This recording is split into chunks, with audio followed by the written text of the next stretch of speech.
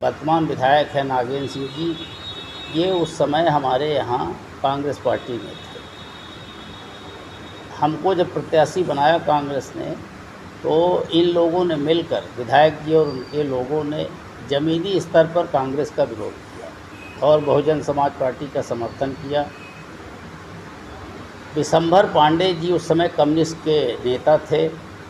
सजाती होने के कारण वोट का बंटवारा हुआ और कांग्रेस भारी पैमाने पर जिस तरह से धन बल के आधार पर जिस तरह से कांग्रेस का विरोध किया इन लोगों ने, इसके कारण कांग्रेस को चुनाव वहाँ हारना पड़ा। देखिए, मुद्दे हमारे जो कांग्रेस के माननीय कमलनाथ जी हैं, पूर्व मुख्यमंत्री और मध्य प्रदेश कांग्रेस कमेटी के अध्यक्ष हैं, उनके नेतृत्व में आपको मालूम है कि हम जब मुख्यमंत्री थे कमलनाथ जी, यहाँ मुफ्ती से 13-14 महीने का समय मिला।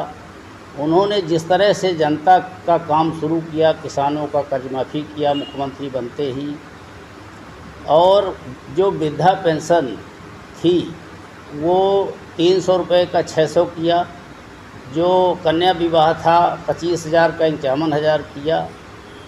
इनको लगा भारतीय जनता पार्टी को कि जिस तरह स्पीड से कमलनाथ जी आगे बढ़ रहे हैं, जनता की सेवा कर रहे हैं, तो अगर ये रह गए तो मुझे नहीं लगता कि कभी भी भारतीय जनता पार्टी मध्य प्रदेश में आएगी। इन्होंने षड्यंत्र करके धन बल के आधार पर सरकार गिराई और कांग्रेस के एक बड़े कद्दावर नेता ज्योतिराज सिंधिया जी को ने भीतरघात किया और अपने विधायकों को लेकर चले गए और हमारी कांग्रेस की सरकार गिरी।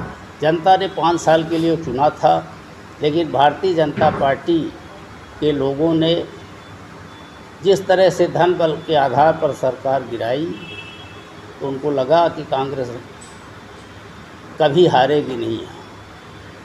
दूसरी बात यह है कि कमलनाथ जी ने अभी मध्य प्रदेश कांग्रेस कमेटी की जब से अध्यक्ष हैं, आपने देखा कि जिस तरह से संगठन को मजबूत बनाया है, मंडलम सेक्टर BLA स्तर तक का गठन हुआ है। आज हमारी कांग्रेस पार्टी ज़मीन स्तर पर है। हमारे कांग्रेस के कार्यकर्ता पोलिंग स्तर तक मजबूत हैं। हमारी पोलिंग कमेटियां बन चुकी हैं और हम भारतीय जनता पार्टी से मुकाबला करने के लिए कांग्रेस पार्टी तैयार है। और निश्चित रूप से विश्वास कर रखिए कि गुड़ में जिस तरह से 15-20 वर्षों में से बीच में सुंदरलाल जी विधायक हुए थे, लगातार नागेंद्र सिंह जी 3-4 बार से विधायक हैं, और जिस तरह से वहाँ धन बल का प्रयोग होता है और उसके आधार पर चुनाव जीतते हैं, वो होने वाला नहीं है। जनता अब जागरूक हो चुकी है, क्योंकि भारतीय जनता पार्टी ने कोई काम तो किया नहीं, विकास का सिर्फ ढिढोरा पीटते हैं। आप देख रहे हो गुड़ में क्या हो रहा है।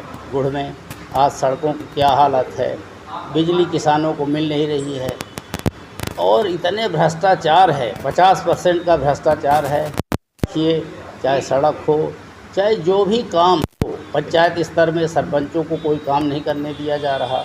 जो विधायक के गुर्गे हैं वही सब ठेकेदारी कर रहे हैं। तो जनता अब इनसे ऊब चुकी है, और जो मुख्यमंत्री जी हैं उनके झूठे, शिवराज सिंह जी, उनके झूठे वादों से भी ऊब चुकी है जनता, क्योंकि कुछ खास से नौजवानों को कुछ मिला नहीं। जिस तरह मोदी जी ने, माननीय मोदी जी जो हमारे प्रधानमंत्री हैं, जिस तरह से चुनाव में उन्होंने नौजवानों के लिए कहा कि हम करोड़ों रोजगार देंगे, भ्रष्टाचार दूर करेंगे, महंगाई कम करेंगे, लेकिन कोई वादा उनका पूरा नहीं हुआ। आज यही कारण है कि जो हमारा नौजवान है वो समझ चुका है, जागरूक हो चुका है, और आने वाले चुनाव में निश्चित रूप से भारतीय जनता पार्टी को हराकर बदला लेगा।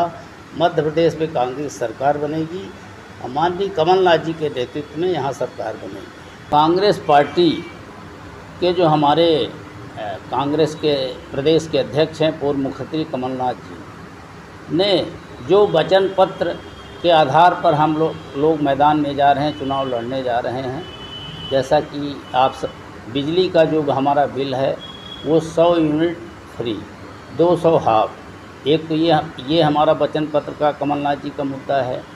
दूसरा, महिलाओं को 500 रुपया में गैस सिलेंडर, 1500 रुपया महीना। कर्मचारियों की पुरानी पेंशन बहाल, किसानों का कर्जा माफ़, 5 हार्स पावर तक के बिजली के बिल किसानों के माफ़। मोटर पंप, जो किसानों के ऊपर भारतीय जनता पार्टी की सरकार ने फर्जी मुकदमे लगाए हैं उसकी वापसी। जो पुराना पेंशन है 300 का 600 किया, आपको मालूम है 25 का 51,000 किया।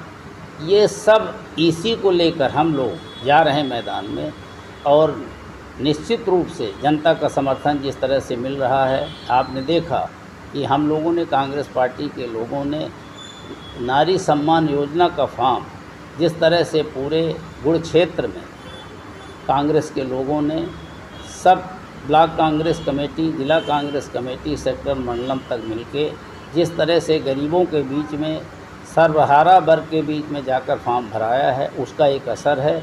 और निश्चित रूप से इस बार कांग्रेस के पक्ष में लहर है। जिस तरह कर्नाटक में भारतीय जनता पार्टी ने सरकार गिराई थी, आपने देखा कि उस असर ये हुआ कि 2/3 बहुमत से वहाँ कांग्रेस पार्टी जीती। इसी तरह यहाँ का भी धन बल से गिराया है। यहाँ भी आप निश्चित मानिए कि 2/3 बहुमत से कांग्रेस पार्टी यहाँ चुनाव